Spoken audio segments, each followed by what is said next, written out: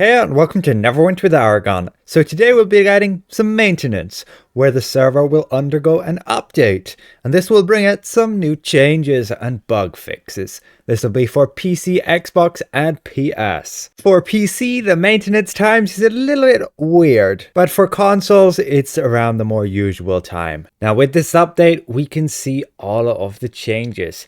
There's been some fixes to the hero's path, where it wasn't immediately updating when upgrading or refining items. And when using the teleportation monolith to get to Narbondolin, it wasn't exactly teleporting you to the monolith, it was teleporting you to the door, which made it a little bit more inconvenient. Just a fix for one of the quests in the Well of Dragons.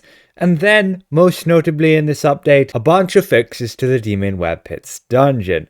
It's got a whole plethora of bugs. First of all, Lolth should now be consistently aggroed by characters in Demonweb Pits during her encounter. She should no longer just stop attacking in certain circumstances. I would assume that is when kiting her. Many players were able to just cheese the fight by, dragging her around in a circle, and so she ended up not doing any mechanics and the DPS could just damage her while the healer and tank just kind of chill. Now Lolth's Web Blast should now deal some more damage, and what this means is when she goes to put these webs on us, it'll actually deal a bit more damage than just 55k. So your healer's gonna have to heal them back up a little bit before, back to healing just the tank. Additionally, Lolth's Web Blast, the remaining poisoned webs should now consistently deal damage. Not 100% sure what that means. Potentially, this area will deal a damage over time while within it,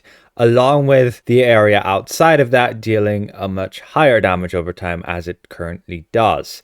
Wherein if you were to move outside of the purple area, you would pretty much die in 2 hits. Now, additionally, Divine Blast should now properly defeat players in certain circumstances. Now, that Divine Blast happens actually twice.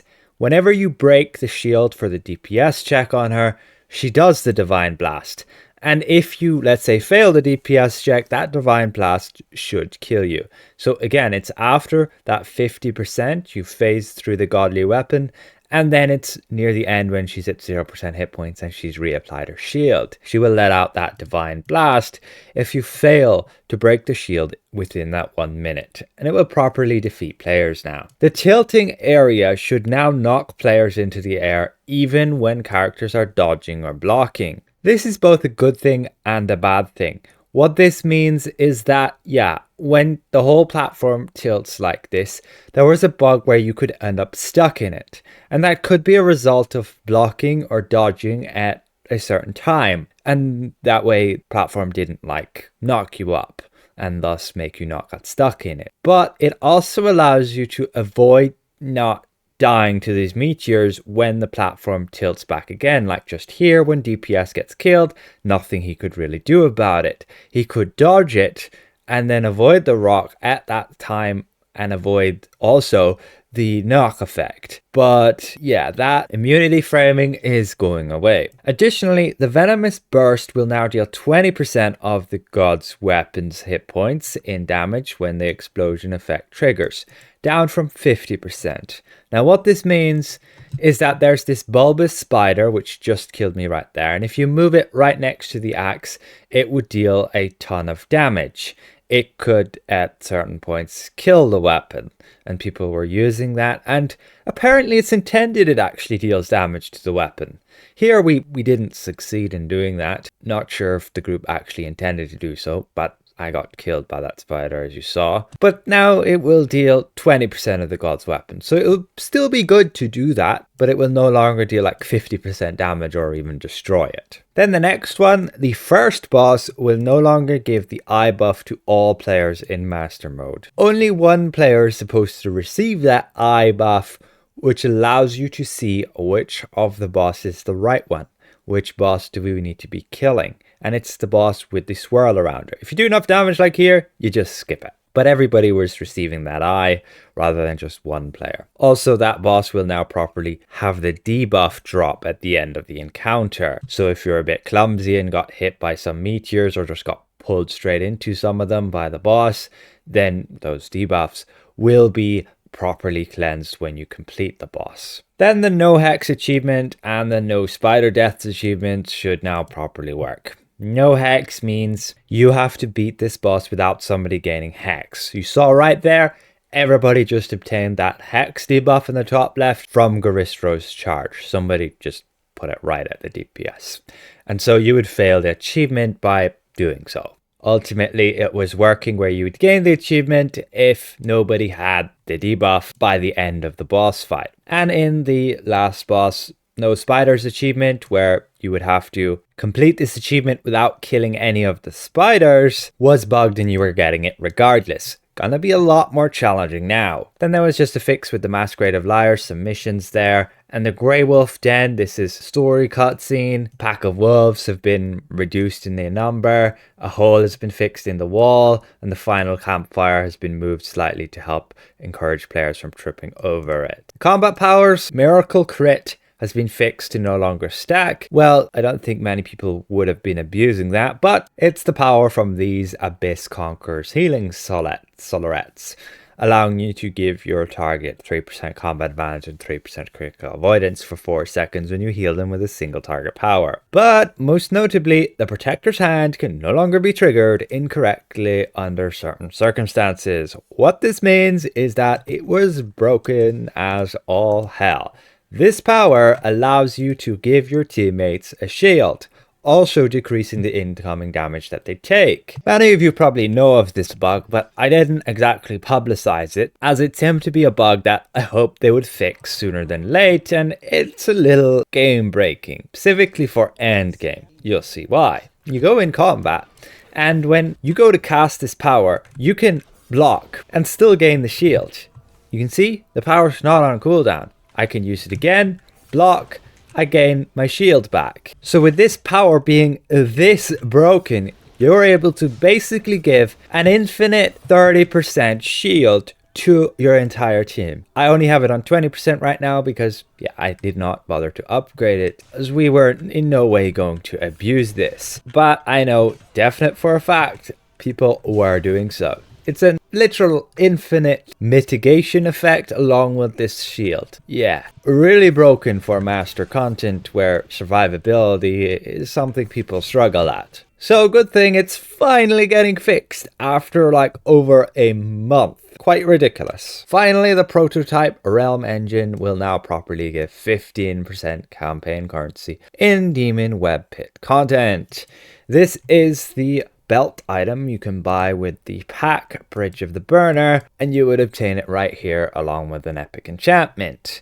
You can also buy this from the auction house. And yeah, its sole benefit was to give 15% campaign currency. It has a little bit of an extra damage effect, but it's nothing spectacular. You can find it on the auction house, people selling it for like 3.5 million. Would I personally get it? I would only get it if you're a master crafter and you intend to be buying the explorer charts, which I can do, but I'm really not struggling at getting the currency.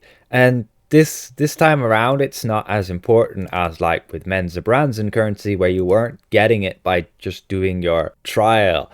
You had to actually farm heroics all the time to get that. But now you can at least do demon hunts. And with Demonweb pits, there's not a whole lot you can spend this currency on. And if you just complete the dungeon over and over like we are farming it, you obtain plenty of it. So I don't see it as such a big deal, and I wouldn't see the importance of spending that much to get it. But good thing they're finally fixing it. Ridiculous that it wasn't working on day one. Then, as per my video where I covered the Mastercraft sets, they are being adjusted to give the neck 3 dex, 3 charisma, and the waist 6 wisdom. The sniper's perk and swordsman's perk should no longer stack. That's just mainly your rings that would give that.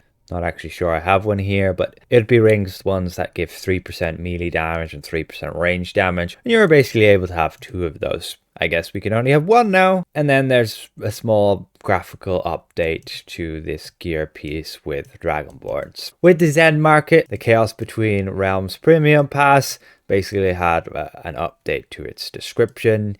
And with the Dragonslayer campaign, you can now actually get a buyout for that. And it'll be appearing in the new and featured categories of the Zen Market. This is when you check the campaigns. You can buy as long as you haven't already completed it, switching character, the Dragonslayer Campaign Buyout for 2000 Zen. It will allow you to immediately get to that 560 points to get that 1 boon point. Perhaps if this campaign buyout gave you the Dragon Hunter rank 100, then it may be worth it. You'd buy this, and when you do ancient dragon hunts, you can immediately get the currency and buy the armor and stuff rather than being limited to your dragon hunter rank. Let's actually check that on preview real quick. We check our Dragonslayer campaign. Yeah, 0 progress on it. We go to get the campaign buyout. This is preview server, everything free here. We put that in our inventory, double click it. It'll also give us a pack with a bunch of items for this campaign, and yes, we can see there that it says it's going to give us 160 dragons riches, dragon hunter rank raised to 100, a braid of elemental strands, cache of the dragon parts, and the braid contains 1250 of each elemental strand, and the cache of the dragon part contains 200 of your choice of dragon parts. So if I go and double click this, it should give me some currency. Right now my dragon hunter rank is 0. Double clicking this, we can see we obtained those items, 160 riches and 2 cache packs. This one giving us 1250 of our choice, with this other one giving us 200 of any of these. So let's say I wanted to go and buy one of these ancient dragon armor pieces. It's going to require me Dragon Hunter rank 100, which I now have from the completion. Let's say I want this sharp jacket. I'm going to need 200 of those armor plates, and I'm going to need 1250 of that decayed stuff. So I go to my packs, I go and I obtain the hardened plates, and I go and obtain the decayed ones. Now I can immediately go and actually buy that armor piece. You can of course go and buy any of the other armor pieces as well. Let's say I want the mighty cuirass. It can be very useful on some classes. And yeah, now I can get it with just a campaign completion token.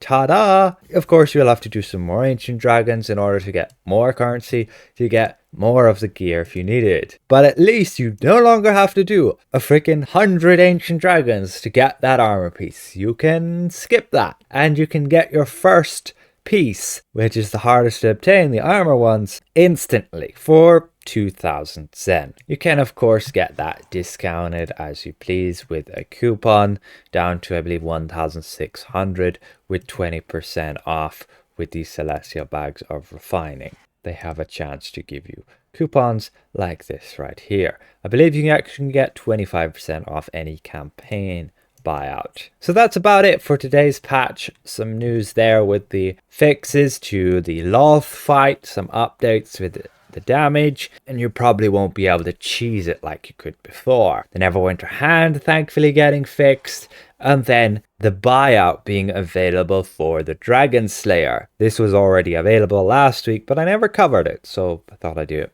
now. And you can instantly get one of the top tier armor pieces simply with that buyout. So a special thank you to all these channel members for their added support, and we'll see you guys around. Goodbye for now.